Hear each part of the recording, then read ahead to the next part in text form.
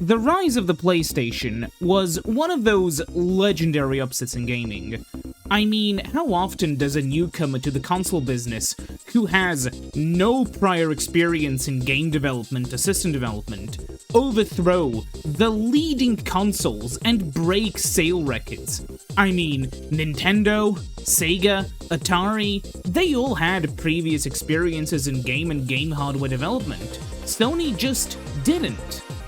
So how did they do so well? There are three highly interconnected factors that a console must succeed at in order to sell well: the system's hardware itself, the marketing, and the games it has to offer. And on the PlayStation, the factor that tied all three of these together was the compact disc, the key to the PlayStation's success. But to understand why that was the case, we have to go back and look at the other game storage mediums that we used previously. What storage did the original Pong console use? Well, that's a trick question. It basically didn't. It was entirely hardwired. It didn't even have a conventional CPU. The whole thing was basically one big processor that took controller positions as inputs and, based on its internal logic, output video to the screen. It was extremely basic. Though, once actual home computing devices, both consoles and microcomputers, started becoming a thing, manufacturers had some really important questions to ask themselves. What format do they publish their games on? The optical format at the time was Laserdisc, which was, well, a bit impractical, and it was quickly ruled out that no end user was going to attach a colossally expensive Laserdisc reader to their Amstrad, so it really came down to the ROM and magnetic media, aka cartridges or cassettes, floppies. Cassettes and soon floppies absolutely overtook the bustling PC market, while ROMs overtook the console market really quickly. And the reason why was simple. Ever since the NES, consoles became this big official sort of thing, made by big official companies. And cartridges are more durable and load faster, but much more importantly, you have to get them from the manufacturer of the console. They have a monopoly on this, and they felt more premium than a floppy disk or a cassette tape. Of course, at the time, floppies would tend to store more content, at least early on, and in terms of PC games, it was really cheap to make games for them, which was really good for indie developers as they could distribute their games for cheap. It was also very useful for pirates because they were rewritable. Sadly, I don't have the expertise to talk about the late 80s and early 90s PC Juarez scene, as interesting as that era of PC gaming was, but I can say that a newcomer was finally becoming affordable enough to show up in end-user hardware: the compact disc. It fits in the 5¼ base slot, just like the old big floppies used to, but instead of fitting hundreds of kilobytes, it fits hundreds of megabytes, with a few small problems, like it not really being rewritable, but that's perfect for preloaded media and not so much for flash drive-esque usage, and they were a decent bit faster than the average floppy, and so, you know what? These things are quite good for game storage. Maybe we should make games for them. This is where we run into many of the earliest CD-based consoles and console add-ons. The Mega CD, the Philips CDI, and the secret Nintendo thing we're gonna talk about later. While it was cool to hear CD quality audio in many of the games that started to use the CD format very early on, and the CD did allow for richer visuals than the carts did, sadly the market was just really not there yet. Luna was originally a Mega CD release, though I'd bet most people played it on its PlayStation Saturn ports, as they were just far more accessible. This is where we hit the point where CDs, and more specifically, the actual CD readers, started to become a lot more affordable for the average person. It's also the point when some consoles with CDs actually started justifying themselves a little bit more. I mean, okay, the Atari Jaguar had an add-on toilet seat that broke all the time, but the 3DO had some games which at least tried to justify its use of CDs, with Gex. But it really took until late 1994 to actually truly show what the format was capable of. because at that point in time, we finally got systems that were powerful enough to really utilize it. And also, the game developers that would make games for them actually had the budgets to fill up the CD with content. But before we go to that, we have to go a little bit further back to the NES. Because Nintendo actually made add-ons for the previous systems. The Famicom had the Famicom Disk System, which used a proprietary type of floppy drive. It was a bit more limited than the expansion mapper-equipped cards that the NES would get later on in its life. But this was a way that a lot of early NES games like Metroid were distributed in Japan. The SNES, on the other hand, had Satellaview, which was the satellite download thingy, which was an interesting thing all on its own. But there was also this another thing, another expansion. But before we get to that, there was a partnership with a special sound chip. You see, Nintendo came up to Sony, the company that did a bunch of audio stuff, and asked for help. They wanted to beat the Mega Drive's sound system. And so Ken Kutaragi gave them something that no other system had. 8 times the audio RAM of the Mega Drive. 8 sound channels compared to the Mega Drive's 10. But all 8 were MIDI, so that made up for it. It could process BRR compression, it had some effects like echoing. Basically, it was the more capable sound chip, and it was basically the first system capable of MIDI music in the sort of affordable mainstream console market, as the MIDI format just allows you to have way more dynamic music with way more different instruments. It's just an overall massive boost to the SNES's audio quality. And this started Nintendo's partnership with Sony.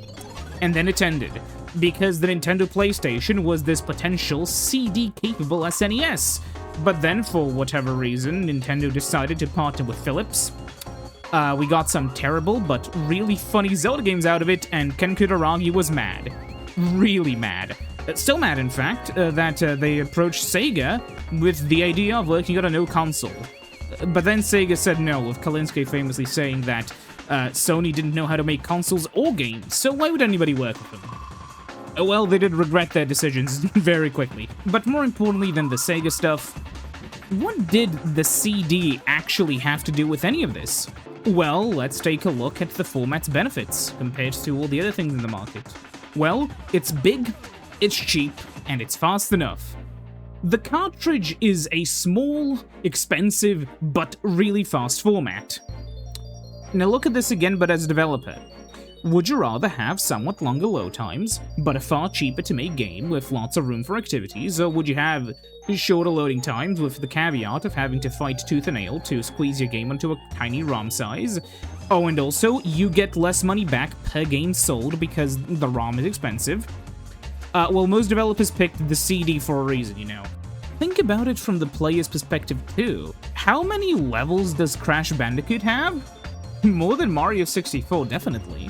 And they're so much denser with scenery and objects. More levels are good, right? I mean, we joke about it now, but that really did sell back in the day. And this is where we get back to what I said at the start. Games, technology, and marketing. The CD was basically a beacon of a new age. A new and much more exciting, but also mature age. The PlayStation was technically inferior to the N64 in quite a lot of ways, at least on paper, but due to an overall simpler architecture, it was far easier to grab the bull by the horns and actually produce something playable. While the N64 had cartridges and most of its early games were very much still trying to be sort of games first, PlayStation really tried something else. Their marketing was very much about this aura of new, edgy technology, while Nintendo's was just really safe. Nintendo marketed itself as the platform for the family, and that was true. It had 4 controller ports, familiar cartridges, and familiar games. But PlayStation was new, experimental. Many of its games were either completely new franchises or completely new looks onto existing previous ones, and all of the games came on these new flashy black CDs, and its marketing very much reflected that. And the tech in those games very much showcased this. Cartridges are more than enough when you make a fun 3D platformer or some kind of FPS movie tie-in game. But they just can't deliver the same emotion a properly rendered 3D cutscene can. cannot deliver emotion through text like a character can through speech. They had the speed, but they didn't have the drama, the emotion. But no, the emotion engine is something that Sony would use in their next system, so we'll keep the emotion award away from them for this generation. Of course, as some murmuring down in the comments are mentioning right now, there was also this legendary third system, the Sega Saturn. Sega shot itself in the foot overseas and paid very dearly for it, but in Japan it was doing shockingly well for all things considered. It was neck and neck with the PlayStation throughout basically all of 95 and all of 96. For contrast, this would be like if the PS1 and N64 were equally as popular until the start of 1999, something that would have been completely unheard of. Of course, something had to give, Sega had to lose, and this is where we get to the games. In order to sell your console, you have to have games that people wanted to buy. The Saturn had a heavy focus on these high-quality arcade experiences, which were at the time really popular in Japan, but then Final Fantasy VII happened. And to understand Final Fantasy VII, we have to understand the games that came before it. Well, originally there were the Wizardry games and Ultima, but I don't know anything about them. And then we had Dragon Quest, which I also don't really know that much about. And eventually, as things evolved, Final Fantasy learned from Dragon Quest, and then eventually we got Final Fantasy VI. And it was an absolute turning point for the series. Specifically, it showed that the series wanted to go in a far more cinematic, character and story-focused direction. Final Fantasy V is well known for having one of the best job systems in the entire series, but Final Fantasy VI was just different. So considering the direction that the Square developers chose, now they had to choose between cartridges and the absolute power of the CD, and it wasn't a very difficult choice. Then Nintendo told them that if they go, they better not come back, and they didn't, until many years later. You see, the PlayStation just seemed like the best choice, and especially when their N64 development kits really struggled to render the 2000 polygon behemoth bots. And I mean, it clearly was the better choice. Not because the N64 couldn't render the amount of polygons required, but in order to get to that 2000 polygon point, way more effort was required. If you want to push even further, actually quite a bit further than the PS1's limits, you would just have to spend far more time. Time that would be better spent just adding more levels, developing and polishing new mechanics, and other similar things, which you wouldn't have that much space for on the N64. But with Final Fantasy specifically, people saw this jump from simple 2D cartridge games where stories were delivered through text and moving sprites to complex 3D-based disc games where the story was delivered through emotional FMV cutscenes and a powerful high-fidelity soundtrack. It felt like the future. A future not possible without the compact disc. Of course, no discussion of PS1 games and their accompanying music is complete without Ridge Racer, and specifically Ridge Racer Type 4. Not only does this game look absolutely brilliant, its truly incredible soundtrack would be completely impossible without the CD quality sound. Its music, predominantly in Type 4, but also the other Ridge Racer games in the series, is the music that I use in, like, the vast majority of my videos. That's gotta mean something about its value, right? But there was also another racing game that would have been flatly impossible without the CD, Gran Turismo. And in order to explain why, let's compare it to a game that is often used as an example of the closest the N64 had to a GT game. I'll compare Gran Turismo 2, as that's the game that it was competing with at the time, and oh, look, it's World Driver Championship. You see, graphics were a really big selling point of World Driver Championship. Sadly, it is the only selling point, as the handling model is genuinely terrible, and it honestly reminded me a bit more of a Spin Tires game in the best of cases. And in the worst cases, have you ever driven one of those GTA 5 missions where you have to drive one of those big tugboats? It's kinda like that. At the time of filming, Thabist hasn't played this one yet, but I am excited to see his reaction to the handling model. It's probably gonna be really funny. But the biggest claim to fame of the CD is content. So let's see it. So World Driver Championship has 34 cars and 10 locations, but they feature roughly 3 forms each plus a reverse mode, so up to 60 tracks, though Boss Games claims 100 track experiences. Considering many of these changes are remarkably small and insignificant to the overall race, it's 10 to 100 depending on how generous you want to be. Also, the soundtrack is very samey with rather mediocre sound effects.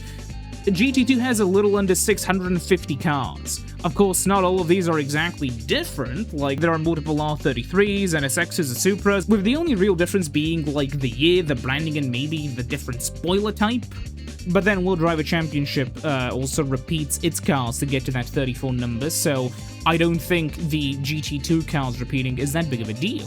GT2 offers 30 tracks, and most of them do have reverse modes, but a few don't. The handling model is honestly incredible for a PS1 game, and it's still quite decent these days, but visually this is where I want to discuss something. I'm not sure if GT2 or World Driver Championship has better looking tracks. Of course, World Driver Championship may win on the fidelity front in a few places, but hear me out. It suffers from what I want to call racing game track syndrome, where it just doesn't look as appealing as many GT tracks do, because it just doesn't feel that real. It doesn't have something like SSR5 or a similarly teamed track. It's basically just a bunch of generic racing tracks, and none of them really stick with you. But the cars are a different story entirely. You see, because Polyphony had the entire CD to store game assets on, they could afford to store a lot of high-quality models and high-quality textures, way more than Boss Games could. The cars in World Driver Championship are basically just an LOD model resembling a car with some textures stretched over them. GT cars aren't that.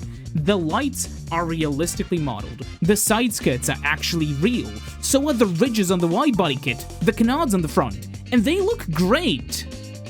World Driver Championship cars, not so much. Also, it's worth mentioning here that Spyro the Dragon also had an unforgettable soundtrack composed by Stuart Copeland, the drummer from The Police. You couldn't have some of those iconic tunes without him, but also without the CD format. And as you might be aware, the compact disc and the optical storage media in general wasn't just used by Sony. I mean, the Saturn used it, and although it was sunk by Sega's own incompetence, CDs definitely helped the Saturn only mildly crash and burn, and not totally crash and burn like the Jaguar. PC gaming was also popping off at this point in time, and CDs also helped a ton of smaller studios get their foot in the door, especially at a time when it just became unreasonable to deliver games in like 20 floppies. Optical media slowly became so dominant that not only was every console in the 6th, 7th, and arguably 8th console using it until the Switch, but even the second best-selling handheld of the 2000s, the PSP, used an optical drive, because Shinichi Ogasawara was mad enough to try it. If only he remembered to put a second analog stick on this thing, but I digress.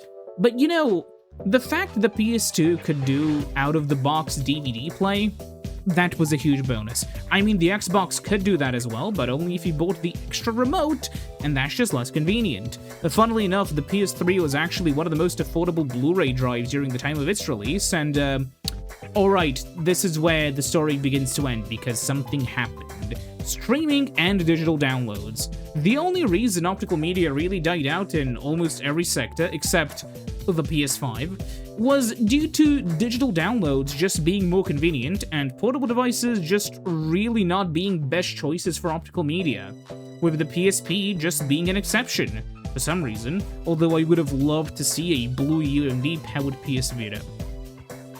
Also, the fact that PC gaming went entirely digital by the late 2000s due to Steam being a colossal unifying force behind pushing PC games as one big concurrent platform definitely helped. But oh well, time moves forwards and optical technology slowly gets left behind. At the end of the day, CDs helped kick the gaming industry into an entirely different generation of gaming. They, alongside the new consoles that were finally fast enough to properly utilize them, completely changed so much about the gaming landscape, for gamers, for publishers, and for developers. And on the front of this was Sony, pushing the CD format with the PlayStation. we are really lucky that the Nintendo 64 wasn't the one people stuck with, because I would have not wanted to play Final Fantasy 64. Bye-bye!